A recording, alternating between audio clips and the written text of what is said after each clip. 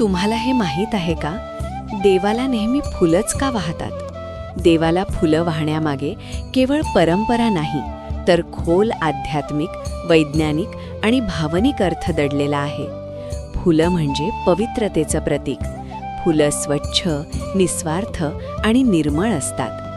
जसं फूल झाडावर उमलून कोणतीही अपेक्षा न ठेवता आपला सुगंध पसरवतं, तसंच आपलं मनही निर्मळ व्हावं हा संदेश फुलं देतात. देवाला फुलं अर्पण करणं म्हणजे अहंकाराचा त्याग. फूल तोडल्यानंतर सुकतं, म्हणजेच देवाला फूल अर्पण करताना आपण आपला अहंकार, राग, द्वेष अर्पण करतो आणि नम्रतेनं नतमस्तक होतो. फुलांचा नैसर्गिक सुगंध मन शांत करतो, एकाग्रता वाढवतो आणि पूजेच्या वेळी सकारात्मक ऊर्जा निर्माण करतो. आपण जेव्हा फुलं देवाला वाहतो, तेव्हा फुलांच्या रंगांचा भावनिक परिणाम आपल्या मनावर होत असतो.